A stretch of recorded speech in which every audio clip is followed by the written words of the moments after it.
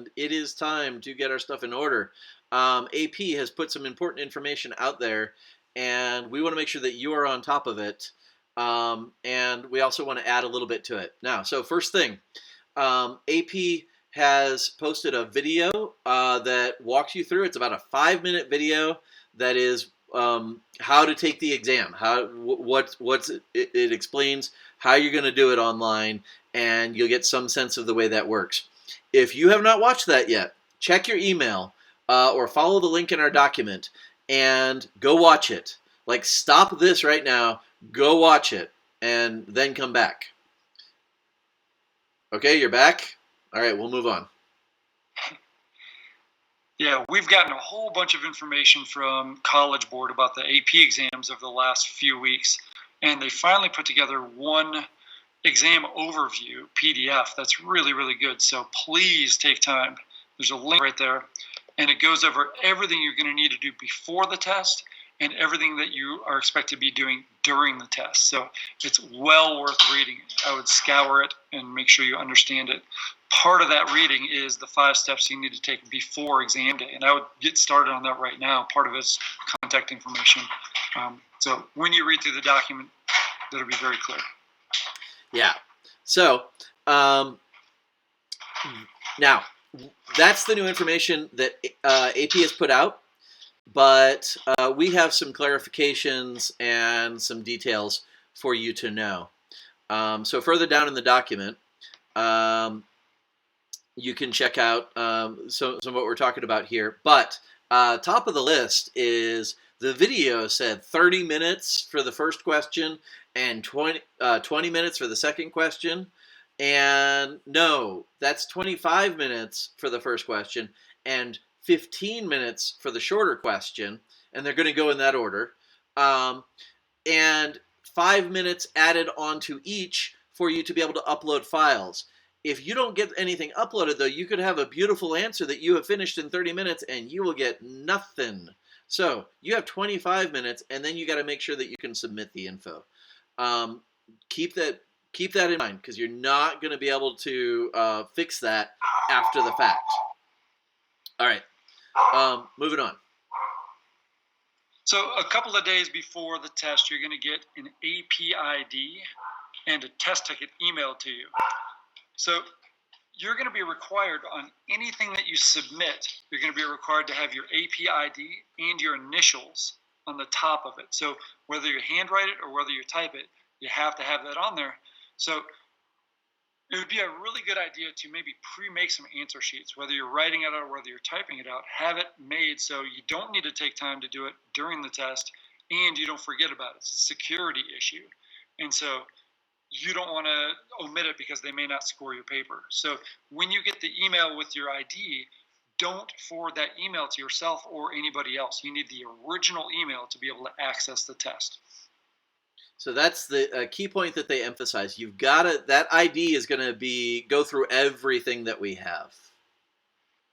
Okay, so this ID is going to, like we said, is going to be really important. And with that, and you're going to need to choose one device to access the test, to be able to see the questions and to submit them.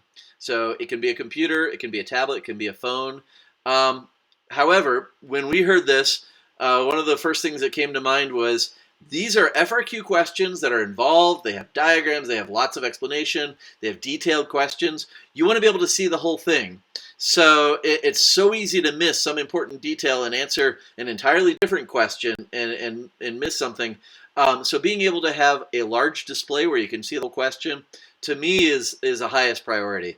So we encourage you to look for that. We're also going to have opportunities to practice these FRQs, though. We're going to do the best that we can to offer those up. Take advantage of those.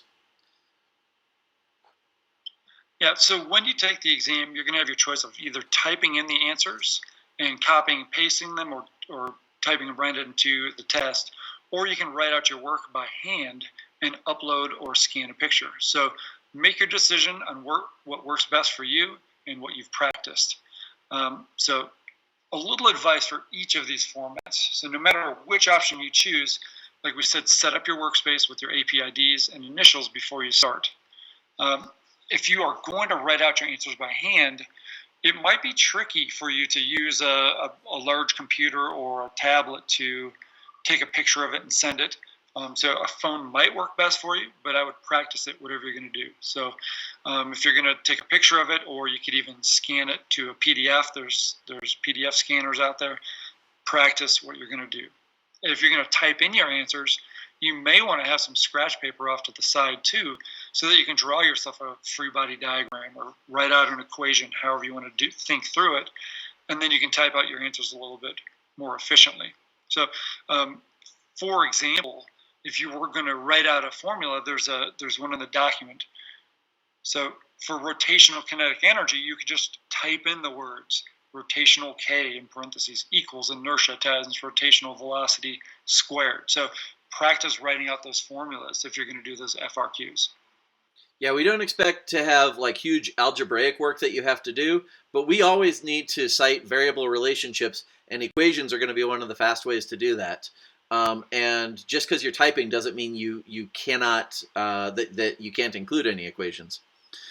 We recommend having a personalizing your equation sheet. Have it printed, written out someplace that's accessible, and it'd be pretty useful if you go through and you like color code it by topic. How often have you wasted time trying to find equations? Well, we've focused a lot on what's the basic topic we're going to use, what's the basic type, and color coding that so that you can find it quickly. That would be smart. And you may also want to create a helper. We have a document that has like all the foundational concepts in it, and that in itself is probably a little too much. It's multiple pages to flip through. But if you go through there, you're going to find some things that maybe you need some help remembering, and giving yourself that personalized helper. It's not cheating, so it's not a cheat sheet. It's an open note exam, and giving yourself personalized notes would be a good idea. Color coding those for topics, probably a good idea as well. And we're going to be offering some chances to earn some credit to do some of this prep work. But lay the groundwork to give yourself a good chance for success. Yep. And hey, we're a couple weeks out from the test. Take a deep breath. We've gone over all the topics in class or in remote learning, and it's up to you.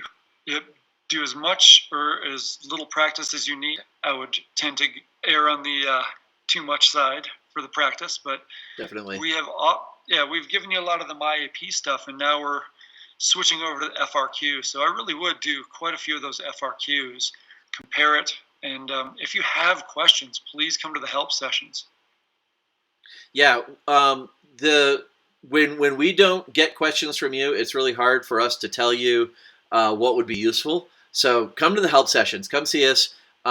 It makes our day much more fun, and makes us it helps us really know where you're at and to help you efficiently. So please come to the help sessions. Even if you just want to say hi. Yeah. All right. Well, thank you guys for watching, and we'll see you in a help session, and can't wait to see what you can do. Good luck studying.